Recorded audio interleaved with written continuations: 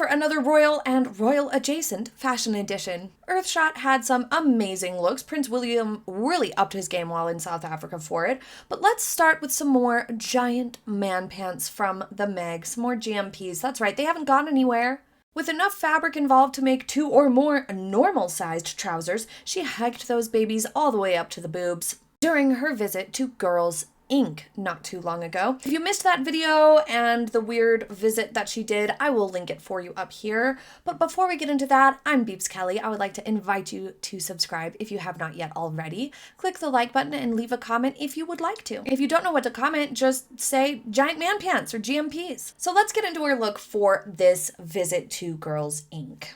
Let's start with the positives. Belt and shoes look to be a close enough match to get a pass. That's good. The outfit is modest and fairly appropriate for the occasion, although she does have it unbuttoned quite low. If you look at this picture here, for example, you can see that the first button that's closed is actually down here on her bust line. It's low on the bust line. Typically, if you're going to be around a bunch of kids or the elderly, or just, you're not going to a normal adult thing, you're doing something professional, you would want your first fastened button to be above the boob. So she did unbutton it gratuitously. You want to really focus and cater your outfit to child-oriented stuff. It needs to be something that you can move in, to get down and be involved in whatever activities are going on, whether it's sitting on the floor with the children or walking around outside or playing games or anything like that. You need to be able to move. So automatically things like sneakers and flats, loafers, comfortable shoes without a heel, even boots sometimes will be okay. Things that you can actually move around in adequately and feel comfortable and confident and not lose your footing while doing activities or active things is going to be required or obviously make more sense.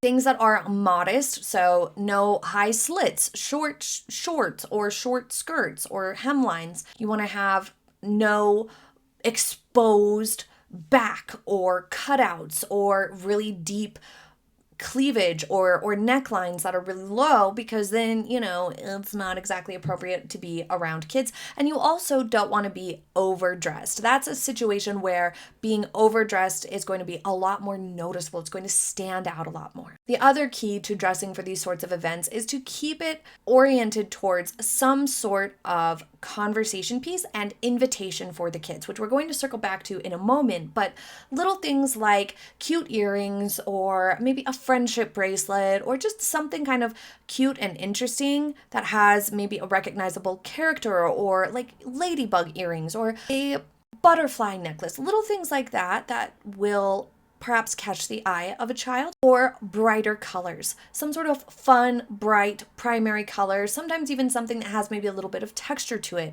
that a kid would like and be drawn to or find more inviting. It just automatically makes you seem a little bit more approachable to children because you look like you're a little bit more fun. You essentially create a space through your presentation where they feel invited to talk to you. And so having that element of playfulness or fun, a little bit of whimsy to your outfit is really important when you're dealing with kids. Lastly, styling wise, not too much other jewelry, not too much fussiness when it comes to the hairstyles. Up and away from the face is important so they can really see your face and connect with you and access your eyes and your line of sight, because maybe, they're hanging out in your peripherals and waiting for you to see them. And if your hair is in your face and hiding you, then they can't really make that eye contact with you. You are blocking that line of sight, kind of closing yourself off a little bit, as well as makeup. You don't want to be too overdone for these sorts of occasions. We've seen lots of really, really great examples of that from Catherine, the Princess of Wales. So let's compare and see how Meghan did in this context. As we know, she struggles a lot of the time to dress appropriately for the occasion. We've seen her wear backless things with slits, things that are ill-fitting and overdressed to schools many a time. Things that look more businesslike and less approachable, less friendly to children. Now, of course, you don't have to completely change your aesthetic just because you're going to go hang out with kids. At the same time, just simply being famous or infamous, however you want to look at it, as Meghan, doesn't oblige her to participate in children's activities at all. And so if she's going to go out of her way to be involved with children's in any way, shape, or form, then she should dress for that occasion. So at first glance, trousers and a blouse or shirt like this seem like fine options. Pants, trousers, and jeans are always going to be solid choices if you don't want to do like a day dress or sundress that's more of a midi to maxi length. If you don't want to go for a dress, then this is pretty much what you're left with. Alternatives that would have also been perfectly acceptable: a t-shirt or hoodie or some sort of sweatshirt from the organization itself. That's always a sign of support and allows for that branding, for that organization to be showcased and front and center in all the pictures that get released. It's the same argument for her wearing Invictus gear when she attends Invictus alongside Harry. She never wears any Invictus branded like shirts or hats or coats or anything. She's never wearing anything Invictus. But if she would, it would be really, really nice. It would be a nice gesture. It would be nice for the branding. It would show up more in the pictures. It's invaluable to organizations to have people actually wearing your branded stuff out in pictures, because those pictures will forever have that branding on it. So it's a really nice gesture to do. So that would have been a great alternative. The color scheme she chose here is okay. A lot of people really don't like blue with browns, especially these really warm browns. I think it's okay. I think it's fine. It doesn't look perfect, but it's okay. Another positive we have here is the hemline of the trousers. Look, they're not puddling up on the ground like we've previously seen. It's amazing. They are the correct length. Now, wide leg trousers, wide leg pants are always going to have a lot more fabric involved, obviously, to where they can run the risk of looking like they're a touch too long at some angles. But still, ultimately, anytime they are bunching on the ground, folding up on the ground, puddling in any sort of way, shape, or form, it's very, very obvious they haven't been hemmed. These hovering above the ground is exactly where they should be. On the other hand, they are very wrinkled, as you can see. So unfortunately, they were not a good choice of fabric, even though they seem to fit her okay and they are hemmed properly. It's a miracle. We still have the wrinkles. So many wrinkles. They're so wrinkly. The more I look at it, the more wrinkles I see. For some reason, there's even wrinkles like 5-6 inches below her knee. How is that wrinkled there? What is happening? This particular style of GMPs has the pleating across the waistband. Now, that's not always the most flattering for everybody's body, because it's going to add a little bit more fabric volume there and whatnot. She is quite thin, but she has that wider torso where she lacks the well-defined waist. She obviously was trying to create the illusion of more of a waistline here through this approach, because the shirt is billowing just a tad out from on top of the belt and the pants, the trousers, have the pleats. It's allowing the belted area to look like it's reined in more at a well-defined waist, with the fabric creating that volume away from it. It's okay. It's not really working that great, but it's an attempt. Ultimately, the wrinkles are so loud and noisy, it's cluttering up the look a lot. So I think that this proves that jeans, straight leg jeans, would have probably been a better option for this, because jeans just don't wrinkle like this. Trousers in a darker color would have been a fine alternative, or just a heavier weight trouser, but ultimately I think jeans would have been a perfect option. Jeans and some trainers, some sneakers would have been just fine for this. As for her hairstyle, I think it would have been really nice to see half up or a ponytail. We've seen her in a ponytail a few times lately, and I think it would have just been a better approach, not only for opening herself up to the audience of children, but also because she has this collar here that's in a different color than the rest of the shirt. It's kind of a loud collar. It's stiff, it's bulkier, it's heavier. So having the hair down around here is adding more heaviness to this area. It's looking just a little cluttered. The outfit overall has potential. no denying that, but the execution could definitely be improved. For example, the shirt having the messy sleeve roll that's also resting right at her waist is also adding visual weight to the area, creating a boxy silhouette, kind of combating the attempt that she made with the belt and the billowing of the fabric bordering the belt, because any sort of illusion of a waist that she created with that approach on her torso,